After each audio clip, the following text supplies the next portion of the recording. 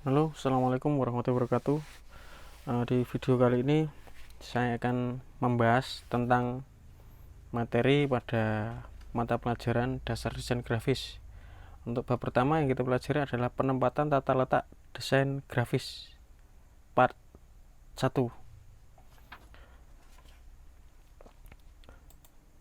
Pada materi kali ini, kompetensi dasar pengetahuannya adalah mendiskusikan unsur-unsur tata letak berupa garis, ilustrasi, tipografi, warna, gelap terang, tekstur, dan ruang.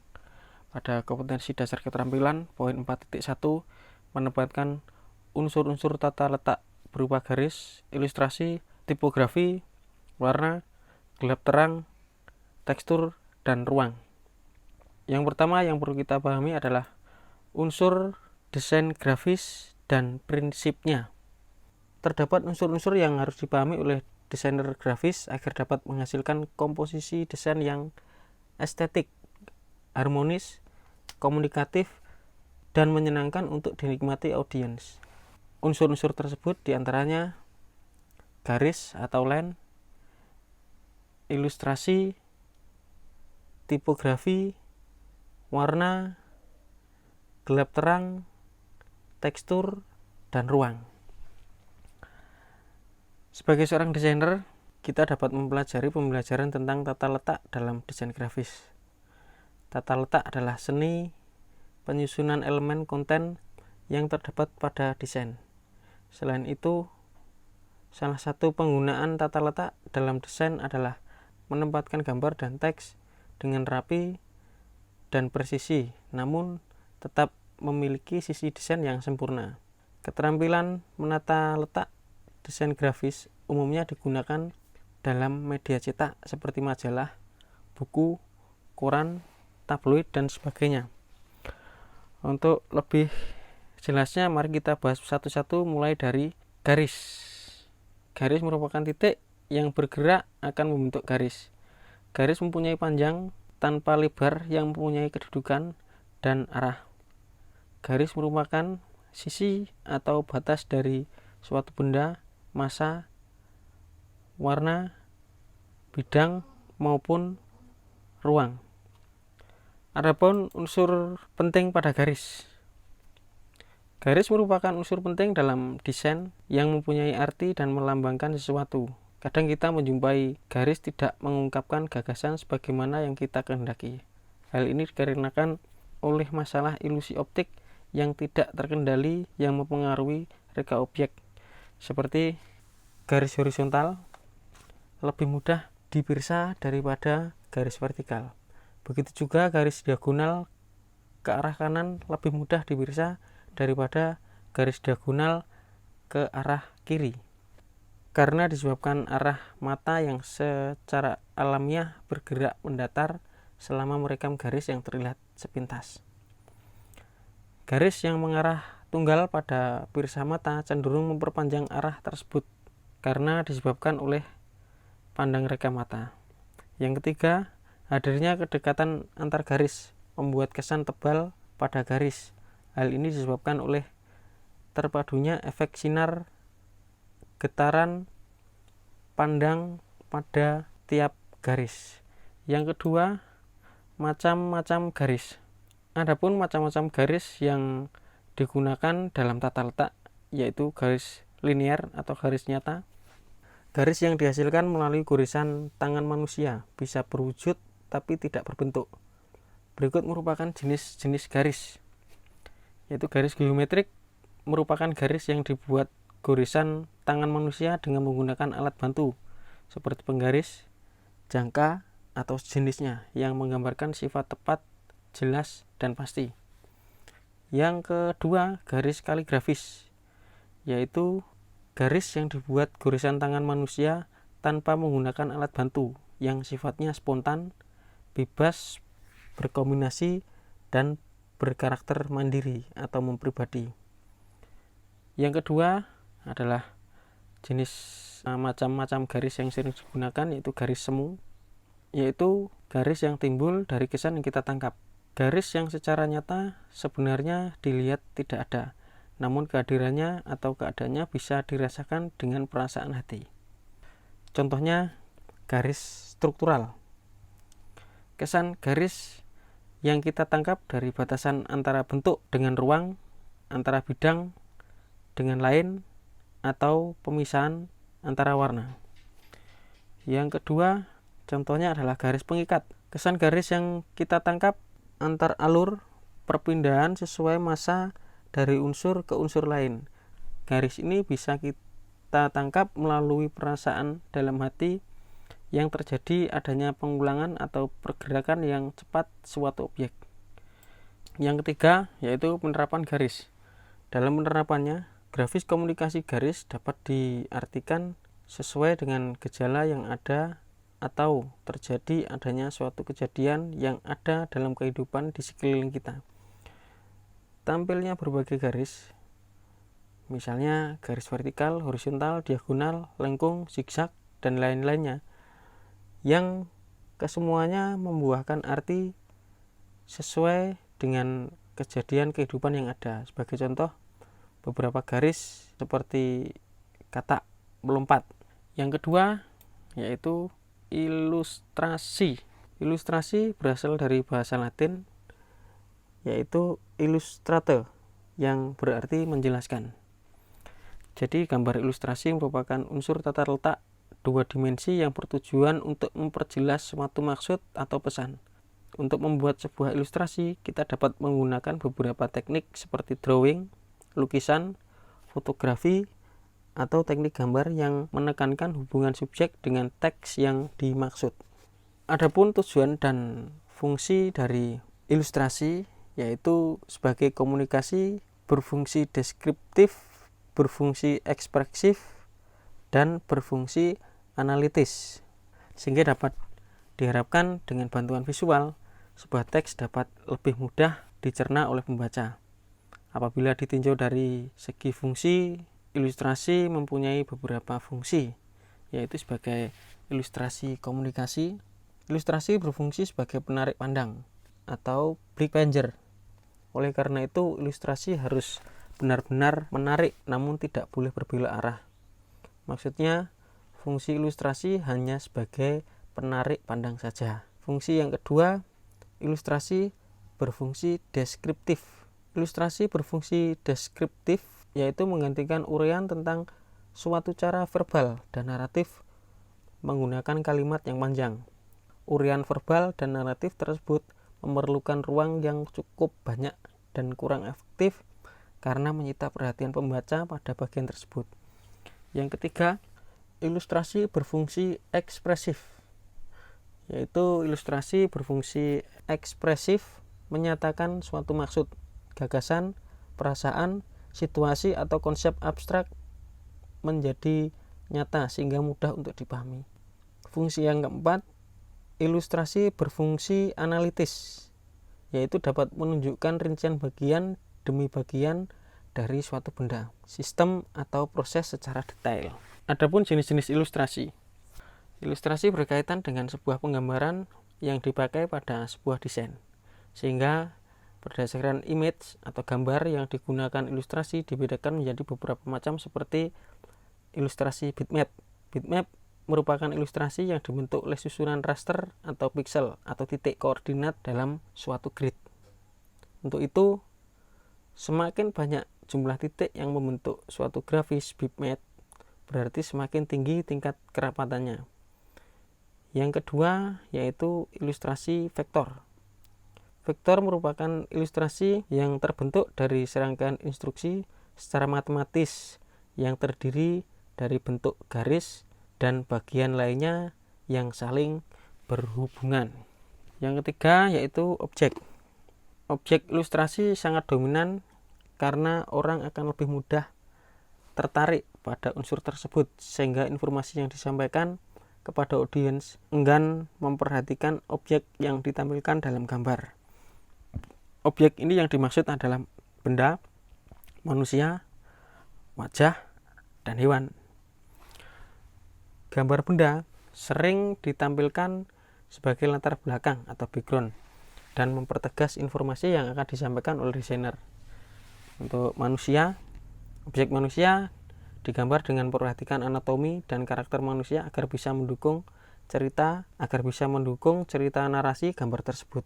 Selain itu, gambar harus dibuat wajar dan diupayakan terlihat tidak kaku. Yang ketiga ada close up atau wajah. Close up bermaksud agar audiens lebih fokus pada informasi yang disampaikan. Tampilannya, objek secara close up dapat dilakukan dengan cara memperbesar objek atau mendetailkan objek yang akan ditampilkan. Yang terakhir, hewan. Jenis objek hewan bisa dibagi menjadi hewan air, hewan darat, dan hewan udara. Setiap hewan yang digambar harus menunjukkan bentuk, proporsi, dan anatomi yang jelas dari masing-masing jenis hewan. Untuk pembahasan selanjutnya adalah tipografi.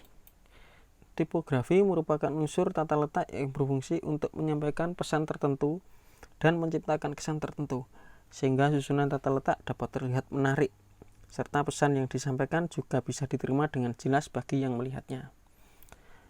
Dari artinya, tipografi adalah suatu ilmu dalam memilih dan menata huruf dengan pengaturan penyebarannya pada ruang-ruang yang tersedia. Berikut adalah contoh dari tipografi, contoh gambar pada Apple. Di sini tersusun huruf disusun mulai dari Apple dan lain-lain hingga membentuk logonya Apple. Adapun unsur tipografi. Tipografi dalam fungsinya sebagai unsur tata letak secara umum berupa teks yang terdiri atas beberapa bagian, yaitu headline. Dalam sebuah komposisi, tata letak merupakan bagian yang terpenting untuk menarik perhatian dan merupakan hal yang pertama kali dibaca. Judul berperan sebagai pembuka yang akan mengarahkan pembaca untuk lebih jauh mengetahui informasi atau isi pesan yang ada di dalamnya. Yang kedua ada subjudul atau subheadline, merupakan kelanjutan dari judul yang berfungsi menjelaskan makna atau arti pada judul. Karena judul biasanya cukup singkat, maka perlu adanya penjelasan sedikit lebih panjang yang saling mendukung dengan judulnya. Yang ketiga ada naskah, merupakan kalimat yang berisi informasi yang lebih mendetail dan mendalam sesuai dengan tema pada judul. Berfungsi untuk memberikan wawasan kepada pembaca sehingga pembaca dapat menganalisa isi pesan, menentukan sikap dan tindak lanjut terhadap pesan yang disampaikan. Yang keempat ada logotype.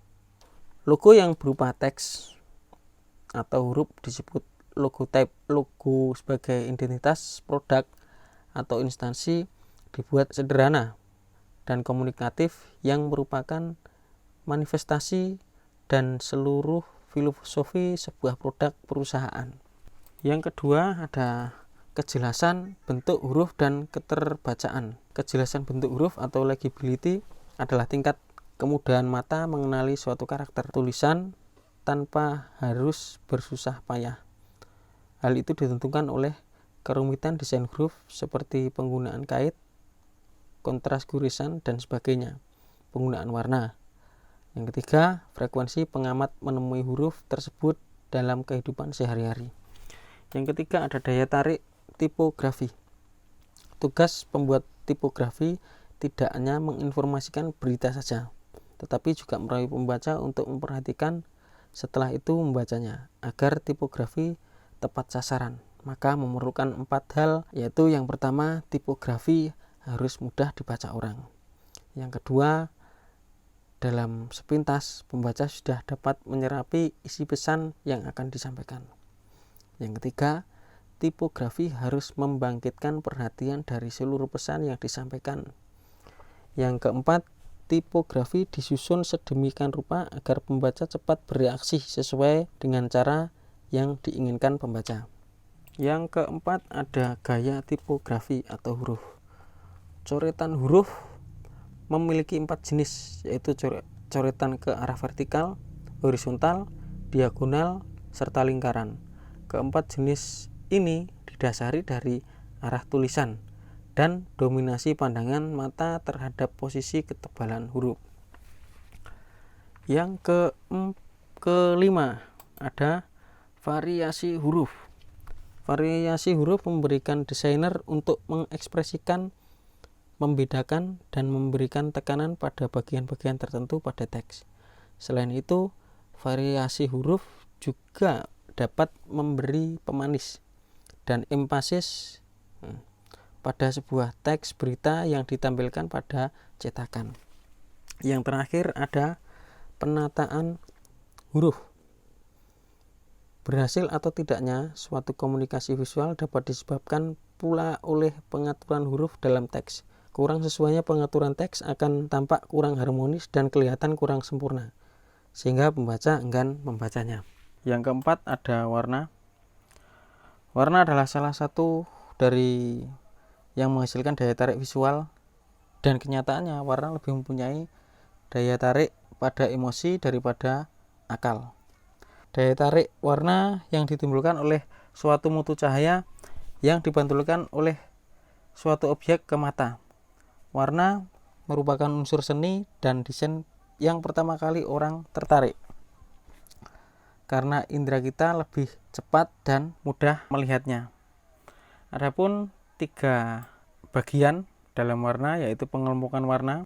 Untuk pengelompokan warna tersendiri, ada warna berdasarkan pengelompokan, pigmen, dan skema. Warna berdasarkan pengelompokan, yaitu berdasarkan teori pengelompokan warna, dapat dikelompokkan ke warna dingin dan warna panas. Warna dingin atau komposisi warna sejuk dan kalem. Warna dingin mengarah ke warna hijau dan biru yang memberikan kesan tenggelam, berat, gelap, sempit, dan padat. Warna panas atau komposisi warna yang menyolok mata dan memiliki kesan keras. Jenis warna ini sering digunakan untuk tanda lalu lintas sebagai tanda peringatan bahaya. Kesan lain terhadap warna ini adalah memberi kesan timbul, luas, bangkit, dan ceria. Yang kedua adalah berdasarkan pigmen. Dalam warna pigmen, kita mengenal 2 kelompok warna, yaitu warna primer, warna sekunder, dan tertier. Warna primer adalah warna pokok, yaitu jenis warna merah, kuning, dan biru. Warna sekunder merupakan pencampuran warna primer antara warna jingga, pencampuran warna merah dengan warna kuning. Warna hijau, pencampuran warna biru dengan warna kuning. Warna ungu, pencampuran warna merah dengan warna biru. Warna tertier merupakan hasil pencampuran warna primer dan sekunder. Yang ketiga, warna berdasarkan skema. Apabila memperhatikan skema warna, dapat dikelompokkan menjadi 2 skema warna, yaitu analogus dan komplementer. Kelompok warna analogus merupakan kelompok warna yang berdampingan dalam lingkaran warna, misalnya warna kuning ke arah hijau yang didampingi warna kuning kehijau-hijauan. Bila dalam penciptaan desain grafis menggunakan kelompok warna ini akan memberikan kesan harmoni, selaras, karena dalam susunan atau tatanan warna lebih mudah. Adapun warna komplementer merupakan kelompok warna yang bertentangan yang memberikan kesan kontras. Dalam lingkaran warna tepatnya saling berhadapan, misalnya warna merah dengan warna hijau, warna jingga dengan warna biru, dan sebagainya. Dalam grafis komunikasi, warna ini digunakan untuk menonjolkan salah satu objek yang diutamakan. Yang kedua, susunan warna yang selaras. Warna selaras merupakan pengaturan penggunaan warna yang hampir sama atau banyak warna yang sama pada suatu bidang. Kesan yang terasa tampak tenang, lembut, halus, dan harmonis karena pengaturan warna yang hampir sama yang diatur berdekatan. Dalam penerapan karya grafis, komunikasi sering diarahkan ke faktor psikologis perempuan yang lembut, halus, kalem, teratur, dan bijaksana, atau bayi yang penuh kelembutan. Jenis warna ini sering digunakan kemasan kosmetik yang penuh kelembutan dan romantis. Yang ketiga ada susunan warna kontras. Warna kontras merupakan warna yang saling berhadapan pada lingkaran warna. Bila jenis warna ini ditampilkan, terasa sangat keras dan membosankan, karena mempunyai kekuatan penglihatan yang tajam. Untuk menghindari kekerasan, kebosanan, dan kekontrasan ini diperlukan ukuran pengaturan bidang, yaitu bila bidang lebar ditampilkan warna dingin yang dipadukan bidang kecil warna panas. Yang kelima ada gelap terang. Gelap terang adalah unsur yang dibuat untuk memberikan kesan 3 dimensi pada sebuah bidang gambar. Gambar gelap terang merupakan intensitas cahaya. Jadi semakin besar intensitas cahaya yang didapat, maka akan semakin terang. Sedangkan jika intensitas cahaya yang didapat kecil, maka akan semakin gelap. Gelap terang berfungsi untuk menampilkan kesan kedalaman, membuat efek benda 3 dimensi. Dengan adanya unsur gelap terang, sebuah gambar akan terlihat lebih dramatis sehingga dapat menambahkan kesan bagi yang melihatnya. Gelap terang dalam karya desain grafis dapat diciptakan dengan pengaturan intensitas warna. Dapat pula diciptakan dengan menggunakan efek khusus. Fungsi gelap terang ada 3, yaitu memberikan nilai ekspresi, memiliki nilai emosi, memberikan kesan trimatra. Contoh dari nilai ekspresi yaitu untuk menampilkan kesan dramatis pada lukisan, seperti pada tema peperangan dengan ungkapan gelap terang. Contoh dari nilai emosi yaitu cahaya yang menembus jendela kaca patri yang menimbulkan suasana khidmat pada interior masjid atau gereja. Yang ketiga ada kesan trimatra atau plastis. Benda yang diterpa oleh cahaya seperti pada bangunan dan benda. Dalam hal ini gelap terang dapat memperkuat sifat benda trimatra. Yang keenam ada tekstur. Tekstur merupakan permukaan suatu benda. Keindahan suatu benda tidak hanya ditentukan oleh keindahan bentuk atau warna saja, tetapi juga tekstur. Tekstur dapat memberikan keunikan tersendiri dalam menggambar. Tekstur dapat disebabkan karena media kertas, kanvas, dan media tradisional jenisnya yang memang sudah memiliki tekstur pada permukaan, sehingga membawa dampak pada hasil karya yang lebih artistik. Tekstur bila dilihat dari karakternya dan dilihat dari hasil pembuatannya dapat dikelompokkan menjadi 4 jenis, yaitu tekstur alam, tekstur masinal, tekstur komputer, dan tekstur buatan. Tekstur alam merupakan tekstur yang ada pada benda di alam sekitar kita.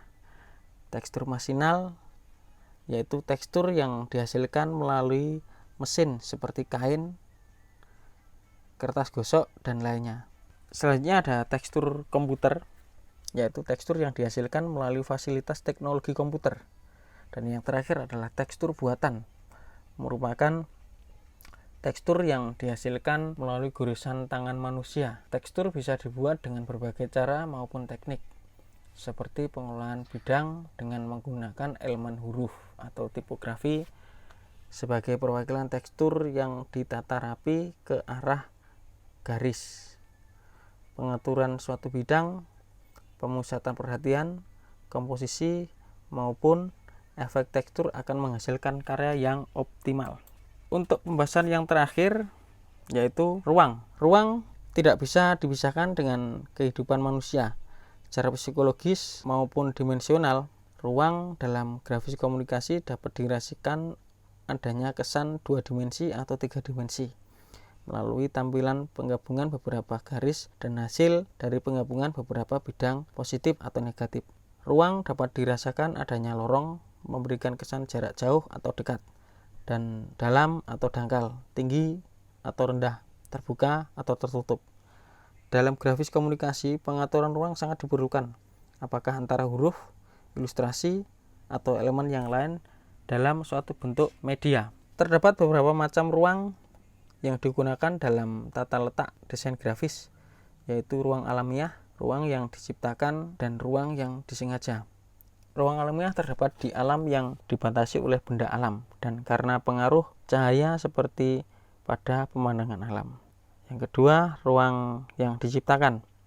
Ruang yang diciptakan secara dengan sengaja diciptakan untuk memenuhi kebutuhan desain grafis. Yang terakhir, ruang yang disengaja. Ruang yang disengaja timbul karena penempatan berbagai warna, jarak gelap, terang, dan teks. Demikian untuk materi kali ini saya akhiri. Kita ketemu di video selanjutnya. Kurang lebihnya mohon maaf. Selamat beraktivitas. Wassalamualaikum warahmatullahi wabarakatuh.